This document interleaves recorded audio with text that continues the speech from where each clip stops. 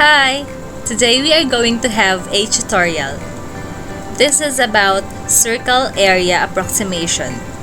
In this tutorial, we will use GeoGebra to approximate the area of a circle.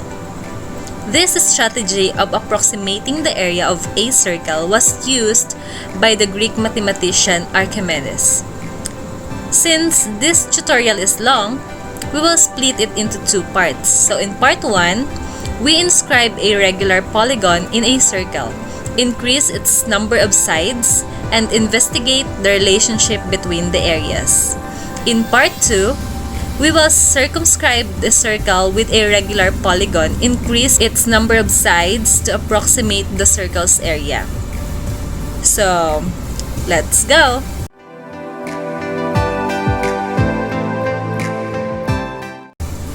In part 1, creating an inscribed polygon. So for the step-by-step instruction, first, we are going to open the GeoGebra. Now, click on Algebra and Graphics in the Perspective menu or on the View. Next, we are going to create slider R that will determine the radius of a circle that we are about to create. Select the slider tool, then click anywhere on the graphics view to display the slider dialog box. Now, in the slider dialog box, type R in the name box, type 0.1 in the minimum box, and leave the maximum value as 5 and increment as 0.1. And then, you can click the apply button or OK. Next, create another slider, name it N. Set the minimum to 3, maximum to 30, and increment to 1. Slider N will determine the number of sides of the inscribed polygon. Next, we create point A on the origin. To do this, select the Intersect Two Objects tool, click the X-axis and then click the Y-axis. Next, to construct a circle with center A and radius R, we are going to type circle and bracket A, R, and now you have to move slider R and observe what happens.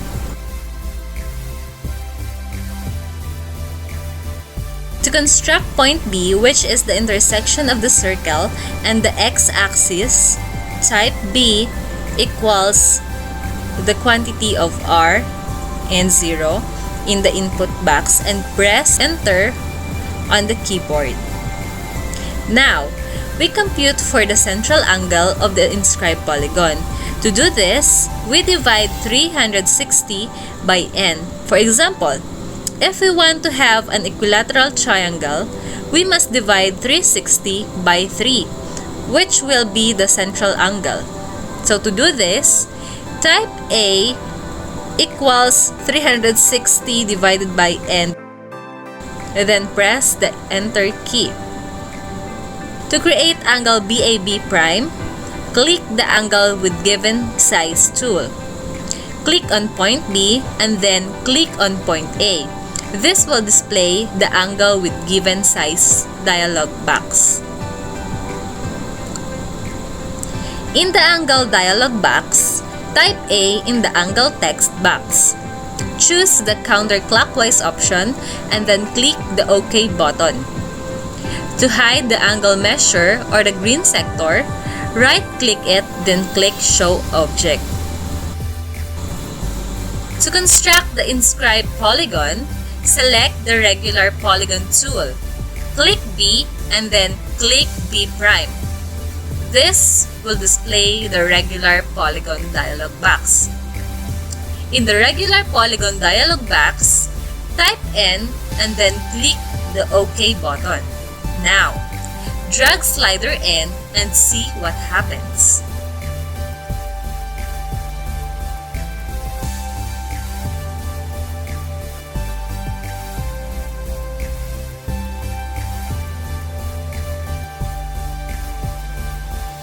Now, we are going to set N to 30. So, what have you observed?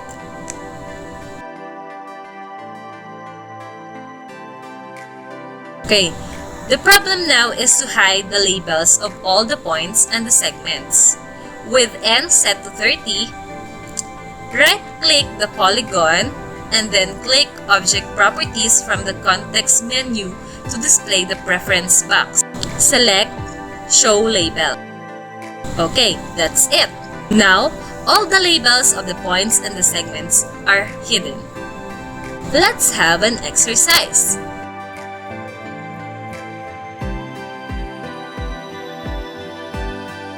Using the text tool, display the area of the circle and the area of the inscribed triangle.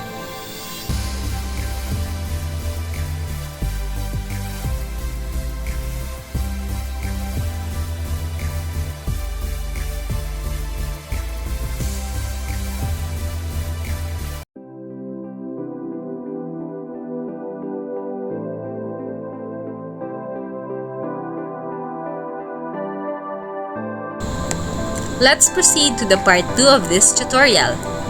First, we are going to set the sliders to n equals 3 and r equals 3 to construct a circle with the radius 3 and an inscribed triangle.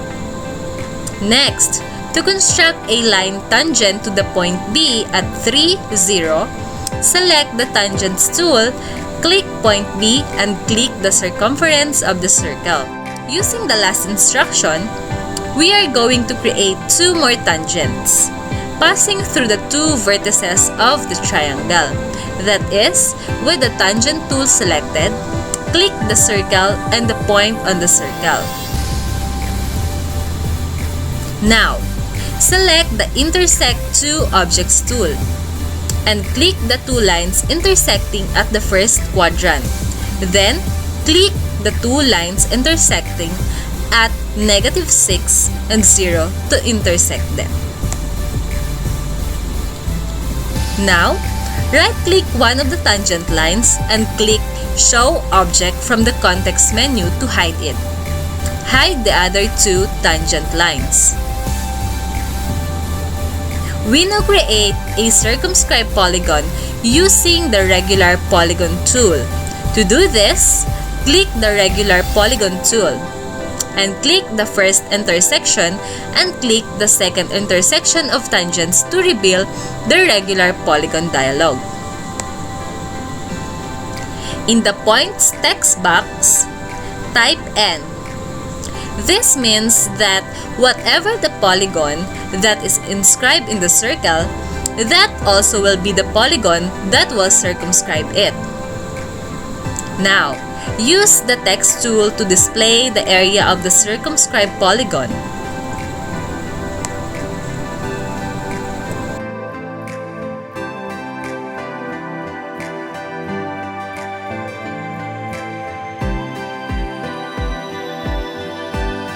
Okay, let's try adjusting the slider n equals 3 and radius or r equals 1.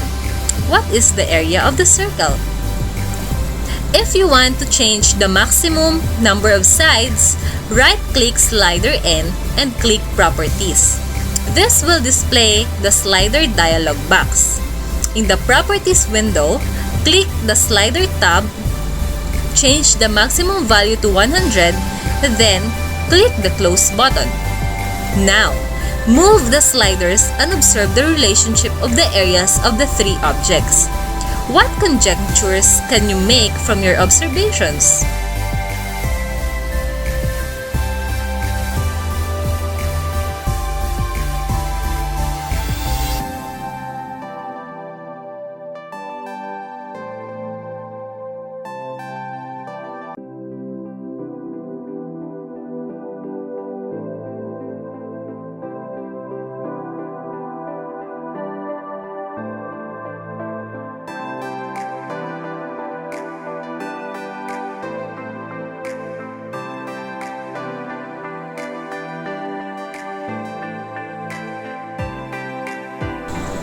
That's it!